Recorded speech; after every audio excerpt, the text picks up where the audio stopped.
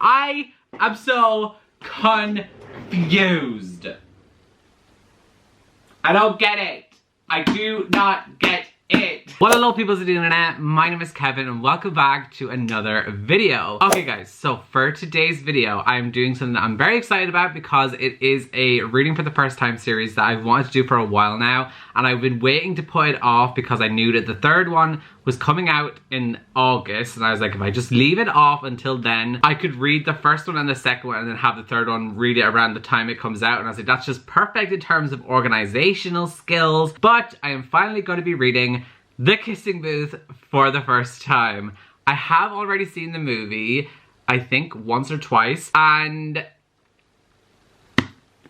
I had thoughts, but I have never read the book, and I just thought it would be a fun time, so I'm going to do what I've done before with other book series in the past, such as 50 Shades of Grey, Twilight, and After, where I read it for the first time, share all my thoughts and opinions, tell you guys everything about the book, and we're just gonna dive in. It hopefully will be fun. Like, usually when I do these reading for the first times, I might not like the book, but I have a fun time doing it. Like, it's just fun. I don't know how else to explain that, but it is just fun. So yeah, I'm really looking forward to starting this, but before we get into that, I do also want to say that this video is being kindly sponsored once again by Skillshare, so thank you so much Skillshare for sponsoring this video. Now, if you've been watching my channel for a while now, you know I've worked several times with Skillshare, and they are a big contributor to my channel, so I really appreciate them. So if you don't know what Skillshare is an online learning community full of thousands and thousands of classes where people come to take the next step in their creative journey. There are classes ranging from journaling, illustration, photography, and design. There's classes on there to suit everyone and anyone, and the classes all range in terms of length. So there's like 1 hour classes, there's 15-minute classes, 5-minute classes, so it makes it really easy to fit into your schedule, and you can like do a couple different classes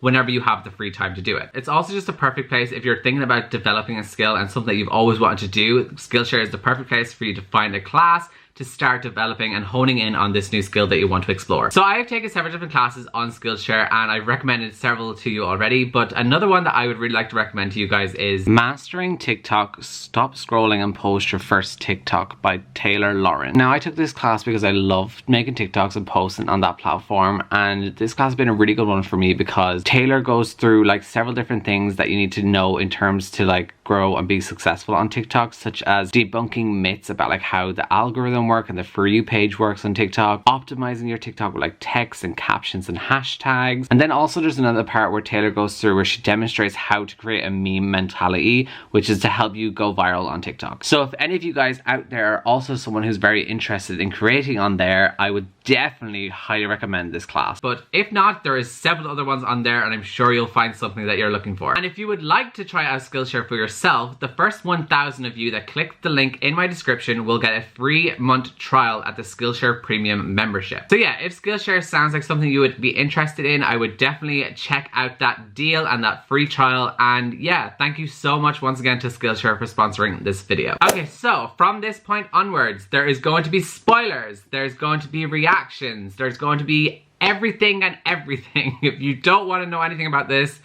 do not continue watching because it's about to get very spoiler filled up in here. I want to read out the back because I want to know how you would pitch this book. Like, I know what it's about because I've seen the movie, but obviously I haven't read the book, so I want to know what the synopsis is. Meet Elle Evans, pretty, popular, never been kissed. Meet Noah Flynn, badass, volatile, and a total player. When Elle decides to run a kissing booth for the school carnival, she never imagines she'll sit in it herself, or that her first ever kiss will be with a bad boy, Noah. From that moment, her life is turned upside down. But is this a romance destined for happiness or heartbreak? I honestly thought they would do it a bit more dramatic than that. That actually pretty much sums up what it's about. So yeah, let's go. Here we go. Time to begin. I'm honestly very excited, not gonna lie. Okay guys, so I'm about to start the book, but I actually just wanted to mention something because I just saw that the author was only 15 when she started writing this, and this was also a Wattpad book, but the fact that she was only 15 when she started writing that, I just need to bear that in mind when I'm reading it, because honestly that's literally so impressive as a 15-year-old to write a book that then went on to become adaptation and everything. Obviously she wasn't 15 when it was getting adapted and stuff like that, but I'm assuming there's probably a lot of things you would have changed as you've grown up, and when you're 15 looking back in your book thinking, oh, probably shouldn't have included that. Like, I feel like that's probably a case with the author, so I'm just bearing in mind the author was 15 when she wrote this. I've already finished the first chapter and they've already come up with the kissing booth. I didn't think they did it this quick in the movie, but maybe I'm just forgetting. But like basically they're doing like this carnival at their school and they're like over the event, but they also have to come up with a booth as part of like the spring carnival. And so they're trying to figure out stuff to do, and then they come up with, let's doing a kissing booth. So basically there's a main character named Elle, she has a best friend named Lee, and then she has an older brother named Noah. And she had a crush on Noah before, like Lee's older brother, but apparently she doesn't have it anymore, but we all know she definitely does still have the crush. And already the main character so far is a very much a pick-me. Like, I'm getting pick-me vibes. I was trying to think, did I get those vibes when I watched the movie? I don't know if I did, actually. I think I got more quirky vibes from her in the movie, but so far she's definitely a pick-me girl in this, like, so much. And you know what? There's nothing wrong with being a pick-me girl. You do you. Like, let her do her. In the end, she's still gonna get the man, so, like, good for her. Good for her. But what I find so funny is that Lee and Elle are trying to figure out what they're going to do, like what booth they're going to do. And it literally says, I look at him, identical smile stretching over our faces. Kissing booth, we both said at the same time, grinning. Lee held his hand up for a high five, and I smacked my palm against his. This was going to be so cool. I say so because it's in italics, so we have to emphasize that it's going to be so cool, okay? A kissing booth is cool. Okay, so I'm now to page 38 of the book, and so much has already been happening, and I didn't think it happened this fast, like I said, in the movie, but maybe the book's just accelerating because obviously it was a Wattpad book, so I'm assuming the author was uploading it like chapter by chapter. So you kind of have to have like really good chapters to keep people engaged on Wattpad, I think. Maybe, I don't really know the logistics of it all. Basically, there's already been a house party at Noah and Lee's house. She got very drunk at it. She almost went skinny dipping and all of this different stuff. She was dancing on the pool table. And then Noah, the older brother, carried her to bed. She puked and then she fell asleep. And the next morning she wakes up in his room and he's wearing just a towel from the shower. They have this little moment together and they're like, oh, he'd never like me. Oh my god, he'd never like me. Basically, pick me girl moment. And then, like, there's just a part where she falls once again. Honestly, her and Bella Swan would be best friends for how clumsy they are and just falling everywhere and doing things very inconveniently every single time. So, basically what it says, oh my god, I breathed, talking to myself. I thought I was totally over Noah, but after those 5 minutes with him in a towel and me in his shirt and him falling on top of me, my heart just wouldn't calm down. It was ridiculous. I knew Noah never saw me as anything other than the annoying girl who was his brother's best friend. To him, I was nothing more than that. I was certain. But still, I fell backwards suddenly, the door behind me disappearing. Flat on my back, I blinked up at Noah, now wearing a pair of boxer shorts. I cracked up laughing. You wear Superman boxers?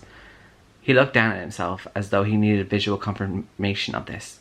I watched pink blossom over his cheeks, and all I could think was, I made Noah Flynn blush. He was smirking like he didn't even care, then winked and said, you know you find them irresistible, Shelley. Is it that obvious? Oh yeah, right. Sure I do. Like, just, I'm like, it's a guilty pleasure to me right now. Like, I'm like, you know what? Like, I'm kind of buying it. I'm kind of buying it. Like, it's just fun. It's a silly, goofy mood book, you know? Like, you have to be in a silly, goofy mood to read it, and you just have to be, like, be prepared for a silly, goofy book.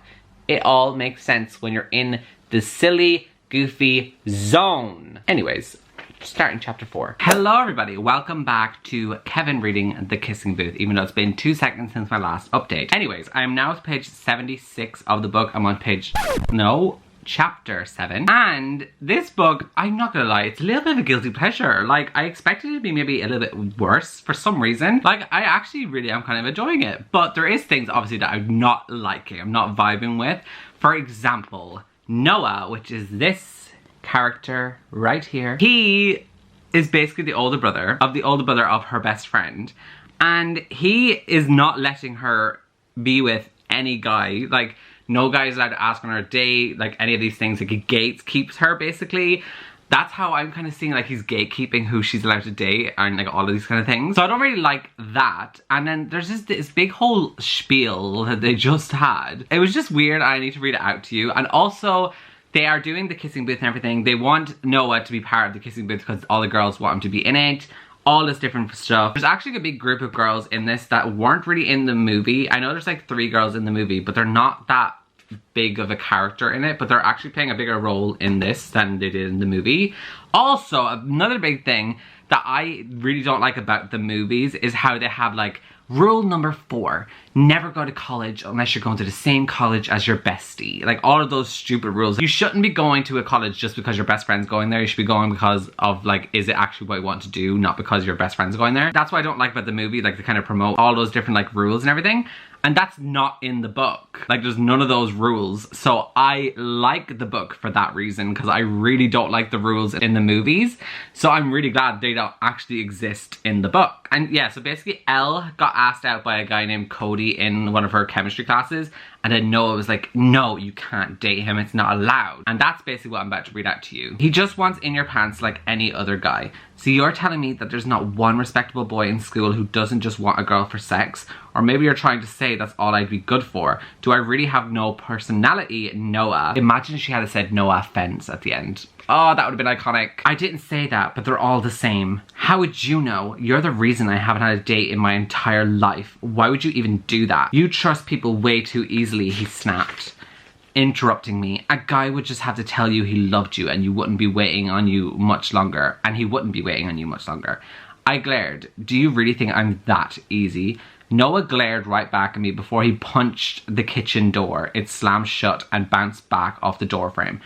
Damn it. Can't you just listen to me for once in your life? I'm trying to look out for you here.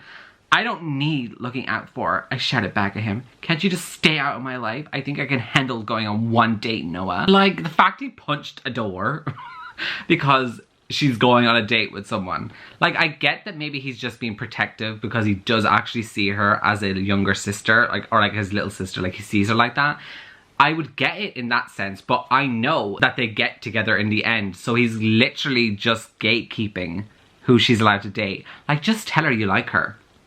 Instead of gatekeep, like, you know? Maybe I'm just overthinking it, so let me know if you agree that that's what he's kind of doing. I don't think that's like that in the movie. I think it's a little bit, but it's more obvious in the movie that he's doing it because he likes her. But in this, it's making it seem like, oh, you're my little sister, I'm just protecting you. But it's like, no, you're not. You clearly fancy her. Anyways, I'm gonna continue.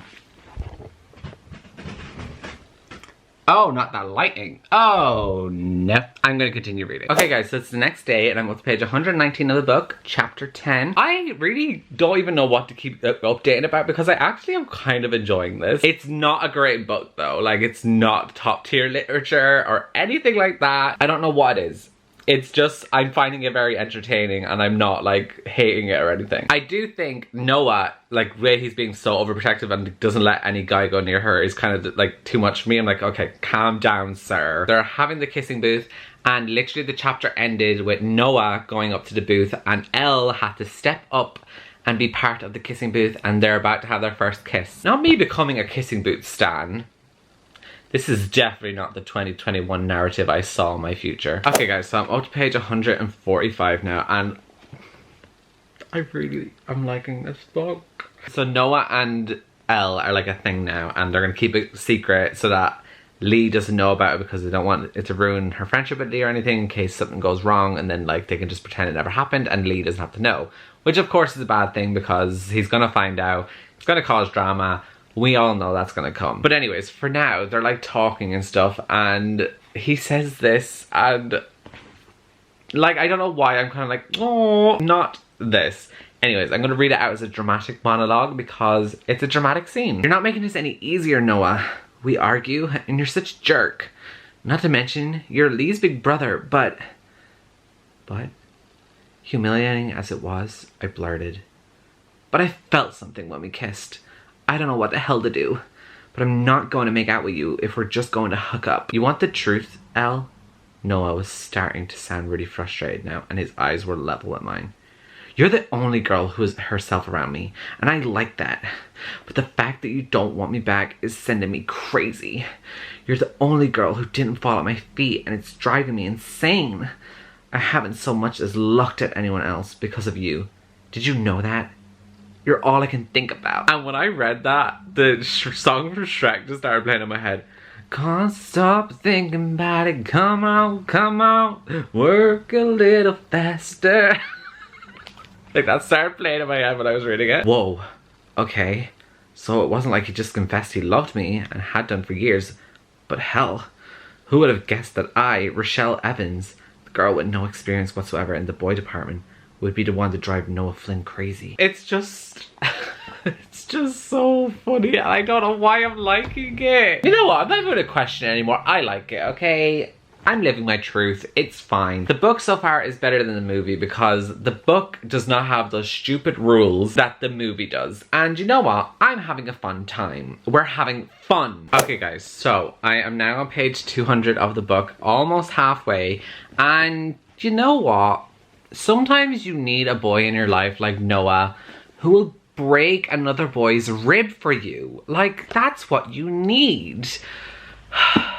Romance, they say it's dead, but it's not. Okay, in case you couldn't wonder, I'm being very, very sarcastic right now because that's something that just happened. Is basically they were at this party and Elle was like dancing whatever, and then this guy named Patrick comes up to her and they go outside and he like starts kissing her neck and stuff, and then Noah like pulls him off her and he punches him and everything, and then we find out like the next day when she goes to school and everything that Noah broke his rib. You know what? Like I said, romance is dead. That's what you need in your life. But obviously that's quite toxic and quite controlling. Like he's very controlling over Elle. It's a little bit much at times. Can't act like I'm loving that because I am not. I do be getting a little bit of 50 Shades of Grey, Christian Grey vibes, if I'm being honest. But she's been calling him a violence junkie, and to be honest, not really seeing that. Like he's apparently supposed to always be in fights. The first fight that he was in, he literally attacked someone that Elle punched. She punched the guy and then he was about to retaliate back to her. So he hopped in to defend her. So I feel like that fight was very justifiable. So like, does that one even count as it being violent or anything? Because he was literally just doing, like in my eyes, the right thing. I don't really see him as a violence junkie. I'm not getting it. Like, you need to prove it to me more because I'm not seeing it. And that's basically where we are. They've also had sex for the first time, and that's one of the things with the kissing booth that I'm kind of like, what? Because she goes on about like how she's never kissed a boy and all these things for so long, and then suddenly she's just like a whole different person. And I'm like, where did this come from? But then again, maybe it's the new freedom that she has and she's just being in a silly goofy mood and living her life, as she should. So who am I to say anything, to be honest? Welcome back to another dramatic reading by yours truly, because I'm on page 213 and Noah is giving a speech about how he is a bad boy who gets into a lot of fights, and his monologue is quite funny, so I wanted to do a reenactment of it. So basically Elle's like saying like, you are always picking fights for no reason, and then he goes, fine, okay, I'm an idiot and I pick fights just for the hell of it. You win. You just admitted I won. Yes, I did, alright. You had your moment of glory. I was being serious though, I told him. About you, you know, seeming to get off and fighting. I know you were, and I know I am. I can't help it. Remember that summer when you and Lee went to soccer camp? You were 13 or something. You came back raving about how nice cheesecake was. Yeah? Where was he going with this?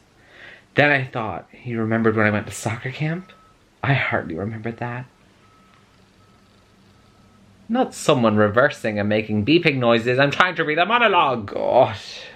People these days don't appreciate good literature. Well, that was the summer after I started getting into fights at school and shit. My parents sent me to see a couple of counselors.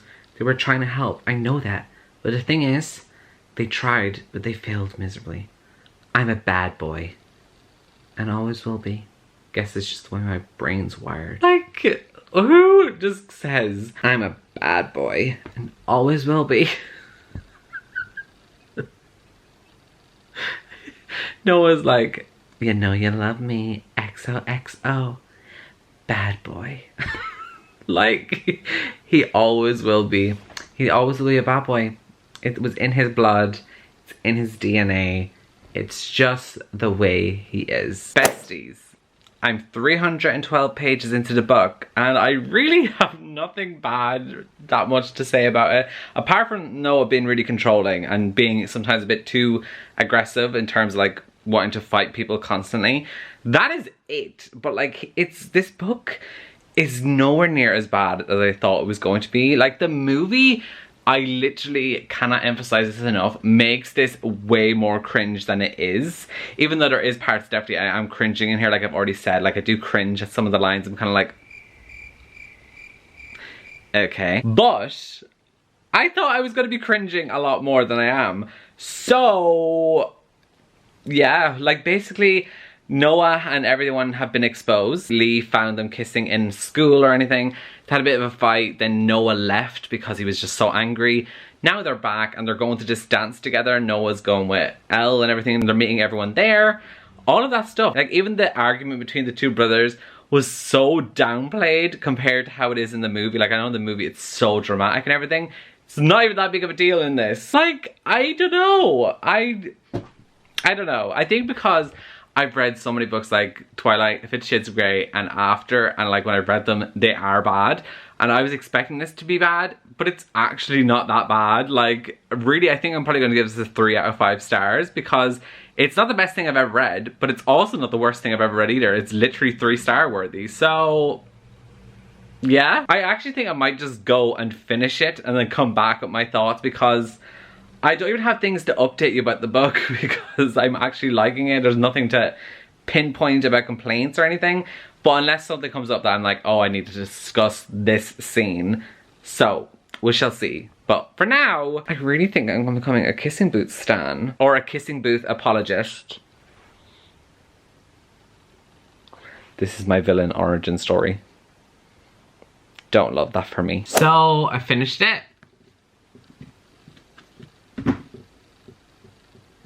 You know what? We were like after Twilight, 50 Shades of Grey, I'm usually a certain way because the book is just bad and like, or it irritated me in some way.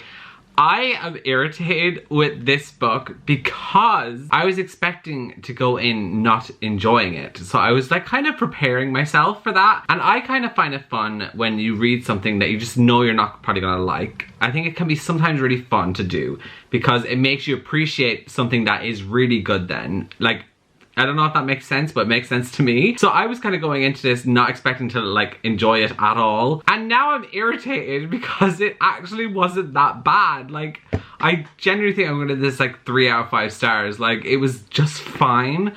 Like, I really had nothing that really irritated me about it. There was nothing that I was like, oh my god, exactly, this book is amazing. But like, there's literally nothing really that bad with it. Like, the movie is way worse. The movie did the book dirty, and I actually can't get over how much they added into the movie and made it just so much more cringy.